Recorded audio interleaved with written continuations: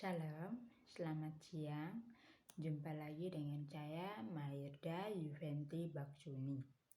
NIM 1.02.2021.0196. Mata kuliah Psikologi Perkembangan.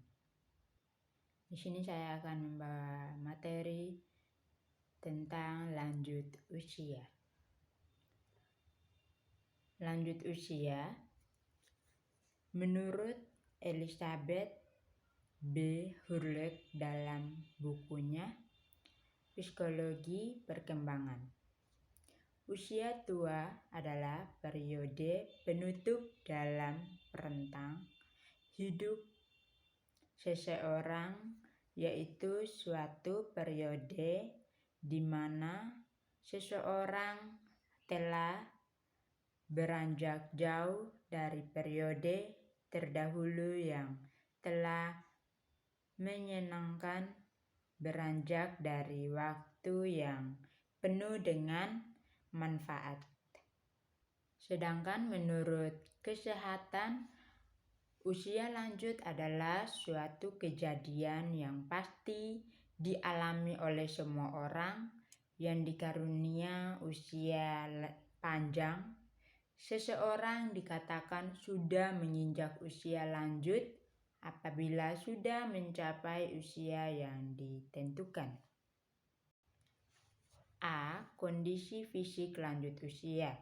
Yang pertama, fase progresif. 2. Fase stabil. 3. Fase regresif. Adapun gejala dalam kemunduran fisik. Yang pertama itu kulit mengendur, wajah berkeriput, rambut beruban atau putih. 3. Gigi mulai tanggal. 4. Penglihatan dan pendengaran berkurang. Mudah lelah, gerakan lambat, kurang lincah, kurang kerampingan, tubuh menghilang, timbunan lemak di pinggang dan di perut. Fungsi kognitif lanjut usia menurut respon neurologis. Menurut kemampuan belajar dan mengingat meningkatkan usia, penurunan respon. Fungsi fisik dan kognitif berpengaruh pada kondisi psikologi. Kehidupan setelah pensiunan merupakan fase baru yang menantang bagi sebagian lanjut usia. Meski begitu, jika tidak dijalaninya dengan tepat, kondisi ini bisa menimbulkan stres. Agar tetap produktif, ada beberapa kegiatan yang setelah pensiunan yang menarik untuk lansia. Saat baru memasuki hari-hari pensiun, mungkin lansia akan merasa senang karena seperti mendapatkan hari libur tanpa batas. Akan tetapi kegembiraan tersebut belum tentu bisa berlangsung lama. Pasalnya, lansia lama-kelamaan akan merasa bosan dan kebingungan. Harus berbuat apa?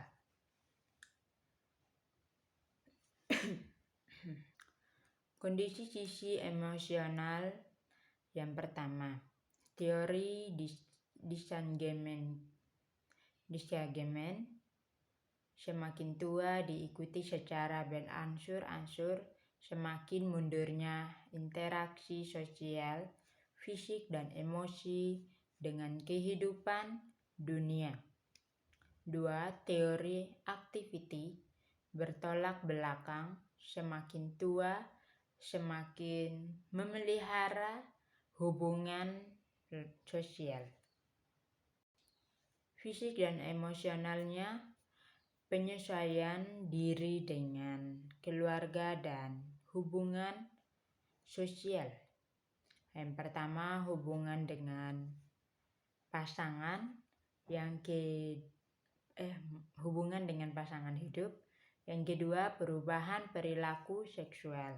Yang ketiga, hubungan dengan anak. Yang keempat, ketergantungan dengan orang tua. Yang kelima, hubungan dengan para cucu.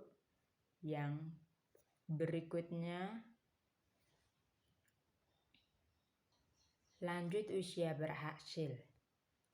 Fungsi jantung, yang pertama itu fungsi jantung, kemampuan kognitif, kesehatan mental yang tercermin dari kondisi akhir usia lanjut. Yang kedua, produktivitas, kondisi ekonomik, kondisi kesehatan. Yang ketiga, panjang umur sebagai tanda kesehatan fisik dan mental seseorang. Adapun faktor-faktor prediktor, yang pertama mobilitas fisik atau aktif atau umur panjang.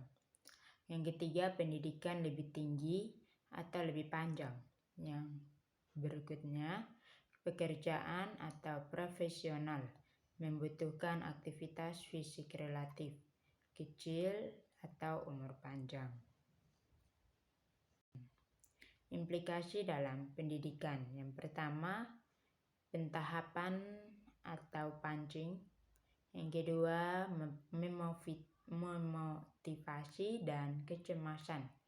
Yang ketiga, lelah. Yang keempat, kesulitan. Dan kelima, praktek. Yang keenam, umpan balik. Yang ketujuh, kesusahan materi. Yang kedelapan, kesalahan.